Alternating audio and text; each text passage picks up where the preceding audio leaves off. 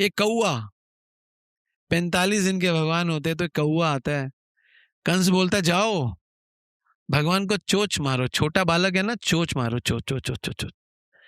और भगवान का जन्म हुआ अगस्त में, अगस्त के बाद आता है सितंबर, सितंबर के बाद आता है अक्टूबर। तो अक्टूबर में थोड़ा मौसम बदलता है, तो मैया यशोदा ने कहा अब थोड़ा थोड़ा मौसम बदल रहा है, तो कान्हा को बाहर लेकर गई। और नंद भवन का जो आंगन है उसकी तो बात ही क्या, सारे ऋषि मुनि द्वार पे ही खड़े हैं, नंद भवन के बाहर खड़े कि कब कान्हा आएगा हम दर्शन करेंगे।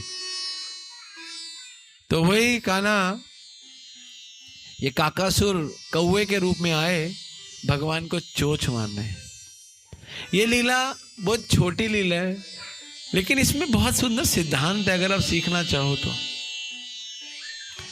ये लीला में जैसे कौवा रूप में आए तो भगवान ने कौवे को उठाया, है ना, कंठ जापी बहु बार किरायो, कंठ पकड़ के बहुत बात किरायो मतलब घुमाया, गही पटवयो नृप पास पटायो, नृप मतलब राजा कंस, गोकुल से गर्दन को पकड़ा और फटाक करके भगवान ने फेंक दिया। और वो गर्दन कहां पहुंची, वो कहां पहुंचा काकासुर, मथुरा में। आजकल देखे ना इंडिया पाकिस्तान की लड़ाई, इंडिया ने यहां से मिसाइल फेंकी पाकिस्तान, जरूरत ही नहीं जाने की, तो ये भी वहीं से आया है, यहां से पूरा का पूरा कंस हैरान हो गया। तो यहां पे लिखा 2 पहर लग गए उसको जगने में, 2 पहर मतलब 6 घंटे, इतनी ऊंची कुदाई थी कबूतर कौवे की, और वो गिर गया। ये लीला से हमारे आचार्य बोलते हैं, सूरदास जी लिखते हैं बाल माधुरी में, इस लीला से क्या समझ में आता है, इस लीला से समझ में आता है कि काकासुर ब्रिज में आया मारने के लिए, किसी को पता भी नहीं, और काम भी हो गया और वो मर भी गया, वो जो भी हुआ। और यहाँ पे ब्रिज में किसी को पता भी नहीं लगा, काकासुर नाम का कोई असुर आया कृष्ण को चोंच मारने, कृष्ण गर्दन से उठा के फेंक दिया, किसी को नहीं पता, लेकिन भगवान ने ऐसा किया। तो इससे क्या निकल कर आता है, इससे समझ के आता है, हमारे आचार्य लिखते हैं कि अगर हम पर कोई कुछ भी करना चाहे, हमको ही नहीं पता चलेगा अगर हम भगवान की भक्ति करेंगे, किसी ने हम पे कुछ कर दिया, उसी को जाके लिपट जाएगा।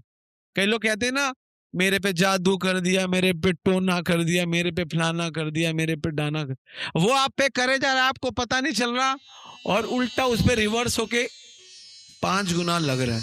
तो भक्ति कर लो, आपको कोई कुछ बिगाड़ नहीं सकता, अब हमेशा से। तो काकासुर की लीला कहती है अनन्य सिंचंतो मां ये जना परिपासते तेषाम नित्ययुक्ता नाम योग क्षेमम वहाम्यहम्। वास्तव में ये है अनन्यता, जो है अर्जुन उसकी रक्षा करता हूं, और जो नहीं है वो उपलब्ध कराता हूं। ग्वाल बालों के ऊपर प्रॉब्लम आई, काकासुर आया मारने के लिए कृष्ण को, तो पूरे गोकुल में दिक्कत है, भैया कृष्ण है, कृष्ण कृष्ण है, तो वो वहां पे चला गया। तो ये है भगवान की अनन्य भक्ति, कि आपके पास कष्ट आएंगे भी नहीं, कोई कष्ट आपको देना भी चाहेगा, आपको मारना भी चाहेगा, आपको लूटना भी चाहेगा, वो अपने सारे उद्यम कर लेगा, लेकिन आपको पता भी नहीं चलेगा वो आपको मारने आया। एक बार मैं बैक टू गॉडेड पढ़ रहा था, तो बैक टू गॉडेड में एक माता जी अपनी एक एक्सपीरियंस बताती थी, कहती है मैं कृष्ण भक्ति में कैसे आई, कहती है मेरी एक पड़ोसन थी, वो कृष्ण भक्त थी, मैं उससे बहुत परेशान थी, पता नहीं साउथ इंडिया की कहीं थी, बहुत पुरानी है, तो मैं उससे इतनी परेशान थी, वो जब देखो हरे कृष्णा, मैं उसको बहुत बोलती थी, वो उससे बहुत लड़ती थी, वो मुझे इग्नोर करती थी, मैं उस पर जादू टोने करती रही, जितना ज्यादा करती रही वो तो उतनी सुखी होती रही, मैं उतनी दुखी हो गई।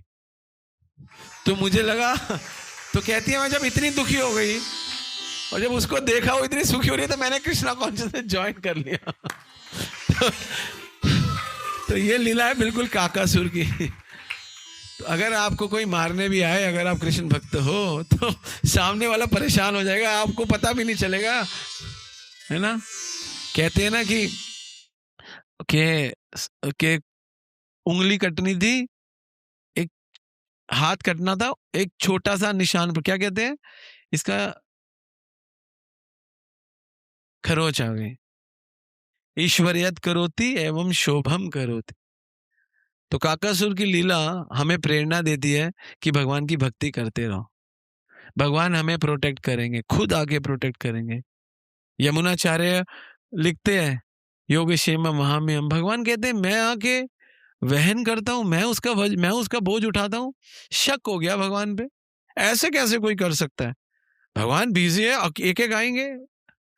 लेकिन फिर आपको पता है लीला कि भगवान आए, वो बाहर गए स्नान करने, भगवान आए, उनके घर में सारी वस्तुएं, चावल गेहूं, और वहां पे लिख कर गए, वो जो उसने काटा था उसको हटा करके, नहीं योग क्षेम वहां में मैं आता हूं। तो भगवान स्वयं आते हैं।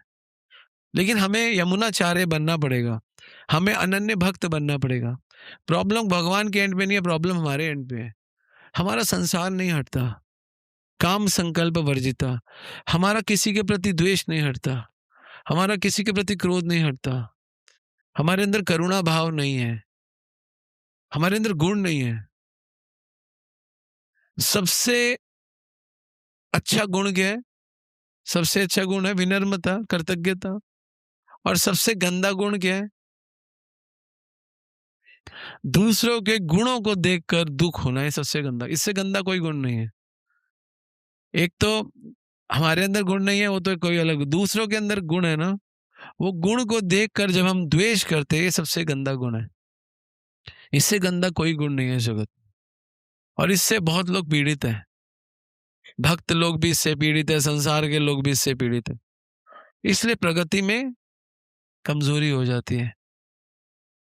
अगर कोई आपसे अच्छा है तो आपको खुशी होनी चाहिए, और कोई आपसे कमजोर है तो दुख होना चाहिए, वो मेरे से अच्छा कब होगा।